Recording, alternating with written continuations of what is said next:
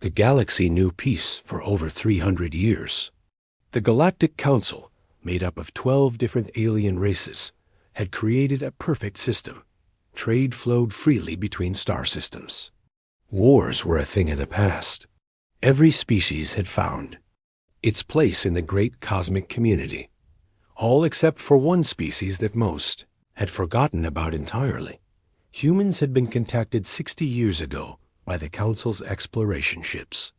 Earth was a small blue planet in a quiet corner of the galaxy. The human race was young, barely having reached their own moon when first contact happened. The Council had watched them with mild interest, noting their strange mix of creativity and violence. But humans were primitive. They fought among themselves constantly. Their technology was crude compared to the advanced civilizations that ruled the stars.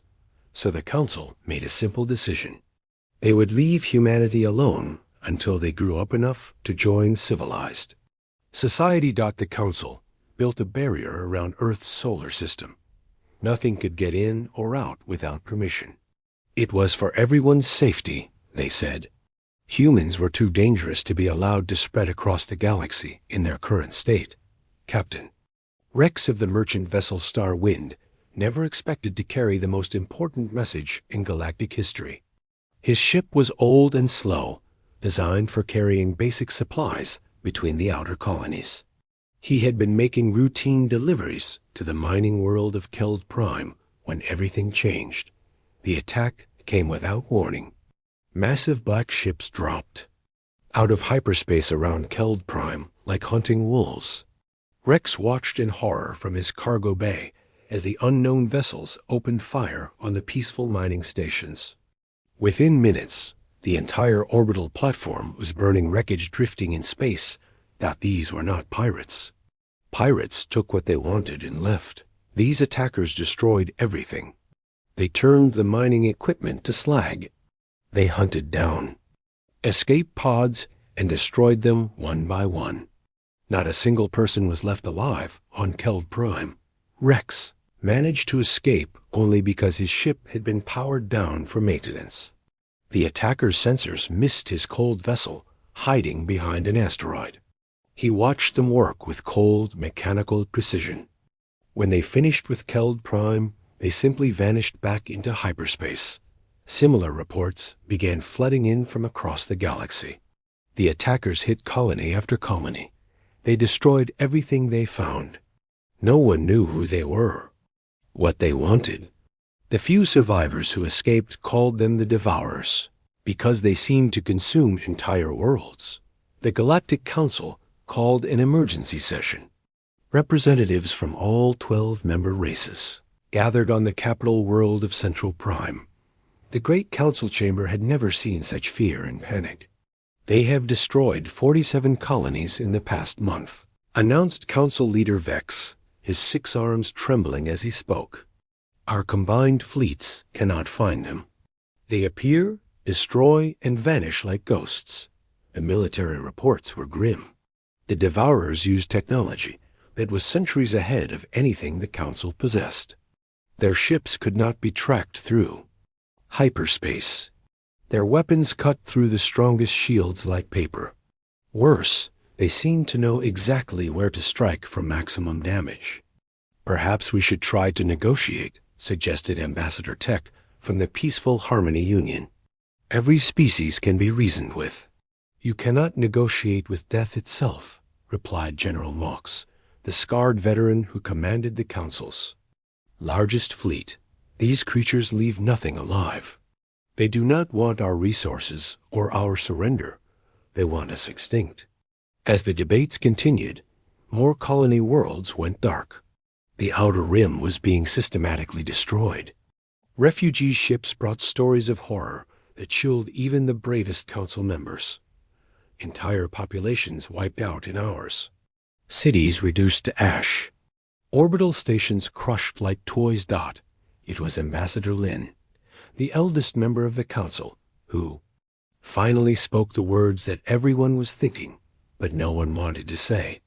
We need help, she said quietly. Our combined might is not enough. We need allies we have never considered before." The chamber fell silent. Everyone knew what she meant. "The humans are still primitive," protested Ambassador Tech. "They have barely left their own solar system. What could they possibly do that our advanced civilizations cannot?" "They have something we do not," replied General Mox grimly. "They know how to fight wars. Real wars. The kind where entire species fight. For survival." The debate that followed would change the galaxy forever. For the first time in 3 centuries, the Galactic Council would break their own laws. They would remove the barrier around Earth's solar system. They would ask humanity for help. The message was prepared with desperate care. Every word was chosen to convey the full horror of what the galaxy faced. It was broadcast on all frequencies toward the small blue planet that had been isolated for so long. "We are dying," the message began. "Come quickly." Asterisk Admiral Kate stood on the bridge of the Terra Nova, watching Earth grow smaller in the viewscreen. It had been only 3 days since the alien message arrived, but humanity had moved with shocking speed. The message from the Galactic Council had changed everything in an instant.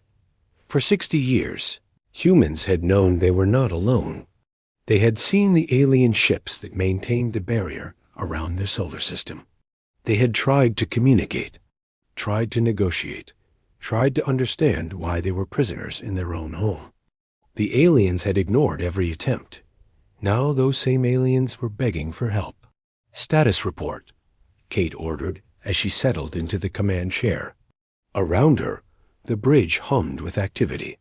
Officers worked at their stations with the focused intensity that only came during wartime. "All ships report ready for hyperspace jump," replied Commander Tom from his position at the tactical station. "Fleet composition is holding steady. 250 vessels total." Kate nodded grimly. It was not the largest fleet humanity had ever assembled, but it was certainly the deadliest. Every ship had been built for war. Every weapon had been tested in the brutal conflicts that had shaped human history for thousands of years. The Council's message had included detailed information about their technology, their weapons, their ships. They had shared everything in their desperation. What they did not understand was that humans had been preparing for this moment their entire existence. While the galaxy enjoyed peace, humanity had been trapped behind their barrier, fighting among themselves. But those wars had not been meaningless violence. They had been a crucible that forged the most effective military force the galaxy had ever seen. "Sir, we're receiving another transmission from Central Prime," announced Communications Officer Jane. "Council Leader Vex wants to coordinate our arrival with their remaining fleets." Kate almost smiled. The aliens still did not understand what they had unleashed. They thought humans would simply add their primitive ships to the existing defense forces. They expected humanity to follow alien strategies and alien tactics. They were about to learn how wrong they were. "Tell Council Leader Vex that we appreciate his concern," Kate replied. "Inform him that humanity will handle this situation according to our own methods. We do not require coordination." The communications officer looked surprised, but transmitted the message without question. On the view screen, the stars began to stretch as the fleet prepared for hyperspace. Dr. Mike, the fleet's chief science officer, approached the admiral with a datapad in his hands. His face was pale with excitement and fear. "Admiral, I've been analyzing the devourer attack patterns from the Council's data," he said. "Their technology is definitely superior to anything the galactic races possess. Their ships are faster, their weapons more powerful, their defenses nearly impenetrable." "Nearly?" Kate asked. "Every technology has weaknesses," Mike replied. "The devourers rely on energy shields that deflect directed energy weapons. Their armor is designed to absorb kinetic impacts from traditional projectiles. But there are gaps in their approach." Kate studied the datapad with interest.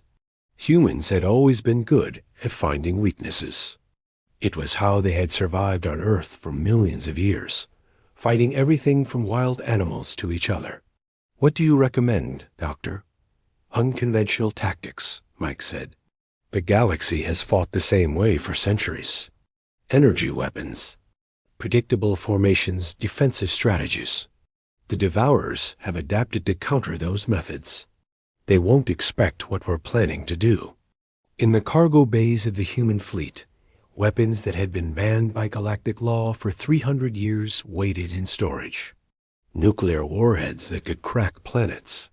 Kinetic bombardment systems that could level cities.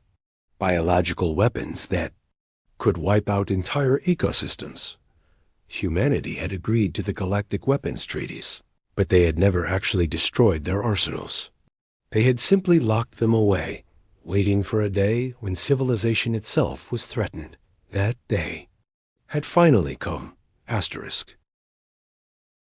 "All ships, prepare for hyperspace jump," Kate announced over the fleet communications network. Destination, the Outer Rim colonies, or going hunting. The Terra Nova and her sister ships vanished into hyperspace, carrying with them the hopes of an entire galaxy. But they also carried something else. Something that the peaceful galactic races had forgotten existed. They carried the collective fury of a species that had been caged for 60 years. A species that had spent those decades perfecting the art of war while the rest of the galaxy grew soft and comfortable. The devourers had destroyed 47 colonies without facing real resistance. They were about to meet humanity. Asterisk, the mining colony of Vega 7 was dying when the human fleet arrived. 3 massive devourer ships hung in orbit around the planet like black vultures, methodically destroying everything they could find.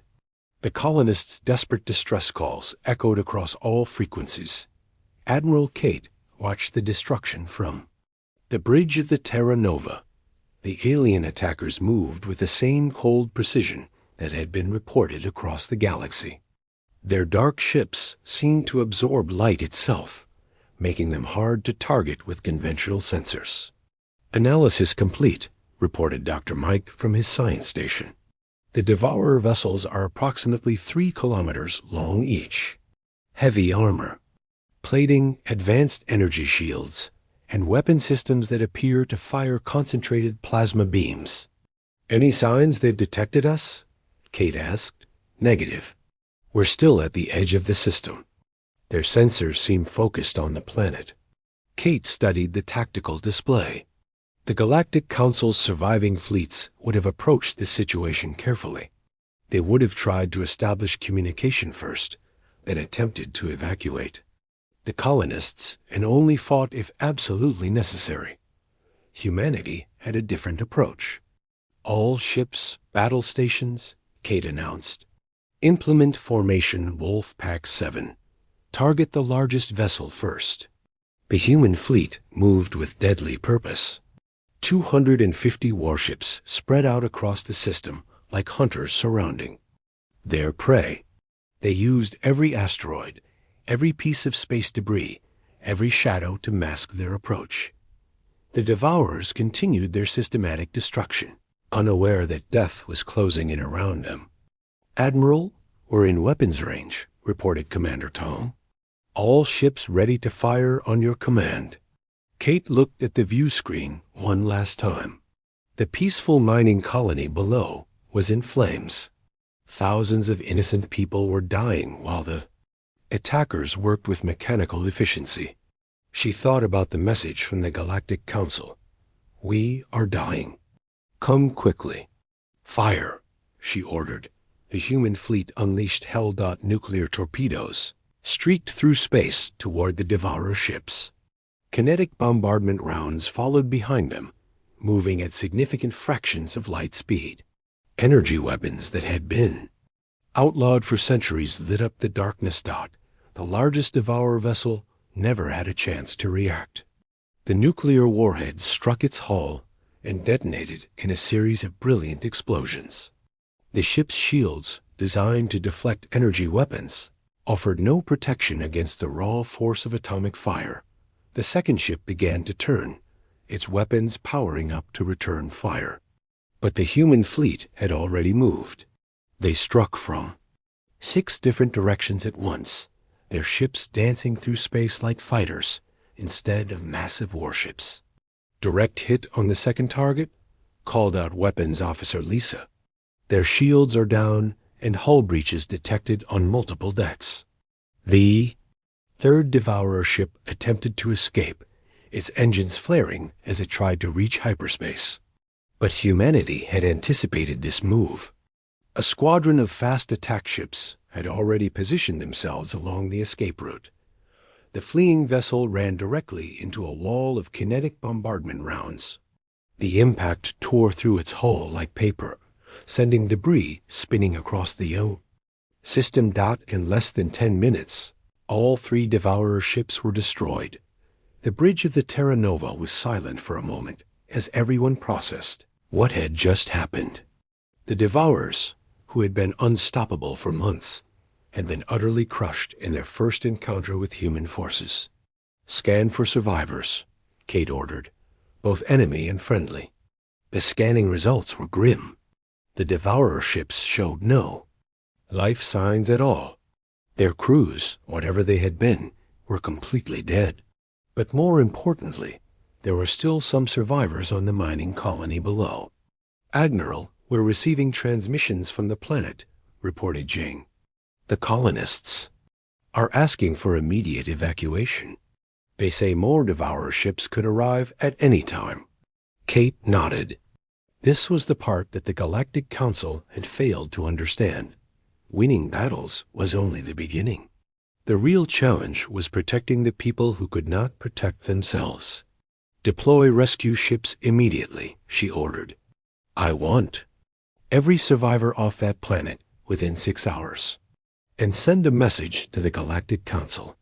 Tell them that Vega 7 is secure."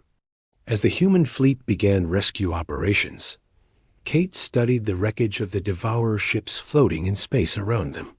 The enemy vessels were completely destroyed, but their technology remained a mystery. Who were they? What did they want? And most importantly, how many more were out there? "Dr. Mike, I want full analysis of all enemy debris," she said. "Take apart every piece if you have to. We need to understand what we're fighting." The doctor nodded and began coordinating the recovery teams. As the Terra Nova moved closer to the largest piece of wreckage, Kate allowed herself a moment of satisfaction. The galaxy had called for help, and humanity had answered. But this was only the beginning.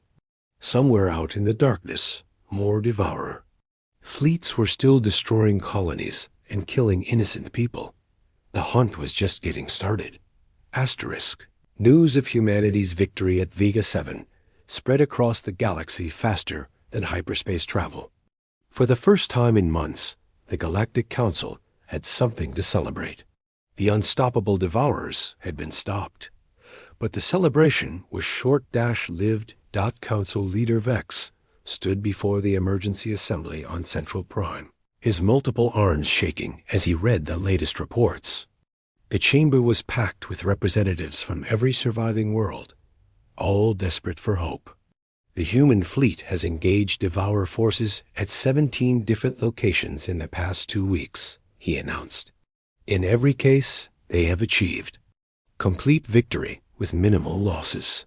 Cheers erupted from the assembled delegates. Finally, someone was winning against the terrible enemy that had brought the galaxy to its knees. However, Vex continued, and the chamber fell silent. "There have been complications." On the main view screen, footage began playing from the battle at Kepler Station. The massive space station had been under attack by 5 devourer ships when the human fleet arrived. The aliens watched in amazement as the human warships moved like nothing they had ever seen. Instead of the careful, defensive formations that galactic fleets used, the humans attacked like wild animals. Their ships dived and rolled through space, firing weapons that had been banned for centuries. Nuclear fire lit up the darkness. Kinetic bombardment rounds shattered enemy hulls. Energy weapons that could crack planets tore through devourer shields. Enemy fleet was destroyed in minutes dot, but then the humans did something that horrified the watching aliens. They hunted down every piece of debris, every escape pod, every survivor. Nothing was left alive. This is not how civilized species conduct warfare, protested Ambassador Tech, his peaceful nature revolted by what he had witnessed. There are rules, protocols, agreements about the treatment of prisoners and wounded. The humans have not signed our war treaties, replied General Mox grimly. They were never part of our civilized galaxy. They fight by their own rules. More footage played on the view screen. Human ships pursuing fleeing devourer vessels across multiple star systems. Entire enemy fleets hunted down and destroyed without mercy. Colonies that had been corrupted by devourer technology being cleansed with nuclear fire. Ambassador Lin, the eldest member of the council, spoke with quiet concern. We asked them to save us, and they are doing exactly that. But at what cost? They are not liberating worlds, they are sterilizing them. The truth was becoming clear to the Galactic Council. Humanity did not fight wars the way civilized species did. They did not capture prisoners or negotiate surrender. They did not limit their weapons or worry about collateral damage. They fought to win, completely, absolutely, forever. Meanwhile, aboard the Terra Nova, Admiral Kate was receiving her own reports from across the fleet. The news was better than she had hoped. Devourer resistance is collapsing across the outer rim, reported Commander Tong. Our hunting packs have eliminated over 200 enemy vessels in the past month. Intelligence suggests they're pulling back toward the galactic core. Kate nodded with satisfaction. The enemy was learning what every species that had ever fought. Humanity eventually learned. Humans did not give up. They did not negotiate. They did not show mercy. They won. What's the status of the Devourer home fleet? She asked. Dr. Mike looked up from his analysis station with excitement in his eyes. We've tracked them to a system near the galactic center. The largest concentration of enemy forces we've ever detected. Estimated at over 5,000 ships. 5,000, Kate repeated thoughtfully. That was more than 20 times the size of the human fleet. By any reasonable military calculation, it should be an impossible battle. But humans had never been reasonable. Admiral, we're receiving another transmission from the Galactic Council, announced Jane. Council Leader Vex wants to coordinate a joint attack with their remaining fleets. Kate almost laughed. The aliens still did not understand. They thought this was about coordination and tactics and careful planning. They wanted to fight a civilized war against an enemy that had been systematically exterminating their people. Send a message back to the Council, Kate ordered. Tell them that humanity appreciates their offer, but we will handle the enemy home fleet alone. Advise all galactic forces to remain at least 10 light years away from the target system. Sir, shouldn't we accept their help? Asked Commander Tom. Even with our advantages, 5,000 ships is a lot of firepower. Kate turned to look at the tactical display showing the enemy fleet position. 5,000 Devourer warships, all gathered in one place. It was the largest concentration of military force the galaxy had ever seen. It was also the perfect target. Tom, how many planet-killer warheads do we have in storage? She asked quietly. The commander checked his inventory display and paled. 47, Admiral. But galactic law specifically prohibits. Galactic law, Kate interrupted, did not save 47 colonies from extinction. She looked around. The bridge at her crew. These were not the peaceful explorers that the galaxy expected. These were the descendants of warriors who had conquered an entire planet before they ever reached the stars. All ships set course for the galactic center, she announced. It's time to end this war. Asterisk, the Devourer home fleet waited in the darkness around a dead red star. 5,000 ships arranged in perfect defensive formations, their black hulls absorbing the dim light. They had gathered every surviving vessel from across the galaxy, preparing for one final battle against the species that had been hunting them. They did not understand what they were facing. Admiral Kate stood on the bridge of the Terra Nova, watching the massive enemy fleet on her tactical display. Around her, the human fleet held position at the edge of the system. 250 ships against 5,000. By any military standard, it was suicide. Enemy fleet is holding defensive position around the star, reported Commander Tom. They're not moving to intercept us. It looks like they want us to come to them. Kate smiled grimly. The devourers were thinking like the Galactic Council, expecting a traditional fleet engagement. They had positioned themselves to maximize their numerical advantage, creating overlapping fields of fire that would destroy any attacking force. They had not considered that humanity might have other plans. Dr. Mike, what's the status of our special cargo? Kate asked. The science officer checked his readings carefully. All 47 planet-killer warheads are armed and ready. Yield calculations show they're more than sufficient for our purposes. Kate nodded. The weapons humanity was about to use had been outlawed by galactic treaty for good reason. Each warhead could crack the crust of a planet, turning entire worlds into dead rocks floating in space. The Galactic Council had banned them because no civilized species would ever need such terrible power. But the devourers had changed that calculation. Admiral, we're receiving a transmission, announced Jane. It's not from the enemy fleet. It's coming from ... inside the star system. On the view screen, a face appeared that made everyone on the bridge step back in shock. It was humanoid, but wrong in every way that mattered. Gray skin stretched over sharp bones, black eyes that reflected. No light. When it spoke, its voice was like metal scraping against stone. Humans, the creature said, we have been watching you. Your species shows promise. Join us, and we will spare your world. Kate stared at the alien face with cold fury. This was what had been destroying colonies across the galaxy. This was what had been killing millions of innocent people. What are you? She asked. We are evolution, the creature replied. We are what every species becomes when it sheds the weakness of compassion. Your people understand this.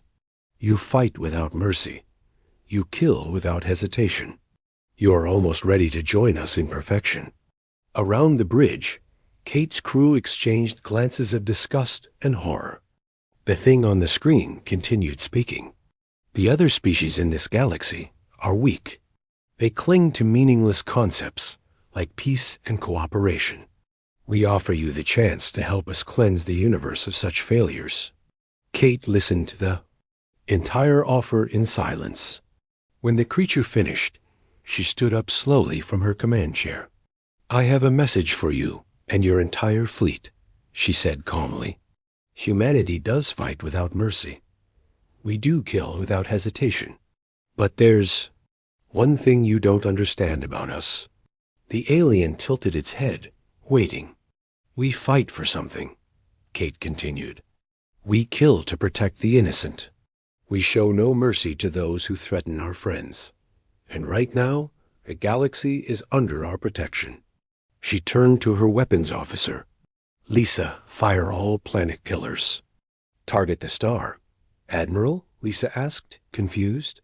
The star isn't the target. The enemy fleet will be dealt with, Kate finished. Fire the warheads. 47 nuclear warheads launched from the human fleet, streaking through space toward the red giant at the center of the system. The devourer fleet began moving to intercept them, but the warheads were too fast and too small to stop.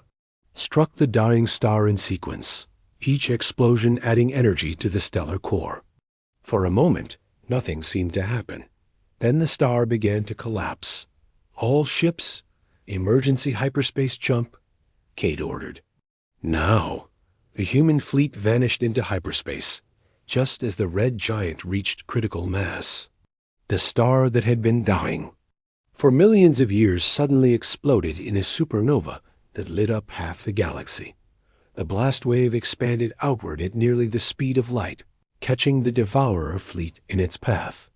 5,000 warships, the most powerful military force the galaxy had ever seen, were vaporized in an instant. When the light faded, nothing remained but expanding clouds of stellar gas and scattered debris. The war was over. Weeks later, Admiral Kate stood before the Galactic Council on Central Prime. The great chamber was filled with representatives from every surviving world, all staring at her with a mixture of gratitude and fear. "The devourer threat has been eliminated," she announced simply. "The galaxy is safe." Council Leader Vex stepped forward, his arms trembling. "Admiral, we cannot thank you enough for what humanity has done. You saved us all." Kate nodded politely. "It was our pleasure to help. However," Vex continued carefully, "there is the matter of your methods. The weapons you used, the destruction you caused. Perhaps it would be better if humanity returned to their solar system, for everyone's safety." Kate looked around the chamber at the alien faces staring at her. She saw the fear in their eyes. They were grateful to be alive, but they were terrified of the species that had saved them. "Of course," she said quietly. "We understand completely." As the human fleet prepared to depart for Earth, Kate allowed herself a small smile. The galaxy had learned an important lesson about humanity. They were capable of incredible violence when necessary, but they had also learned something else. Humans fought for their friends. They protected the innocent. They showed mercy to those who deserved it, and they always kept their word. The barrier around Earth's solar system was rebuilt, but this time it was different. This time it was not a prison dot. It was a promise dot. If the galaxy ever needed salvation again, humanity would answer. The end asterisk.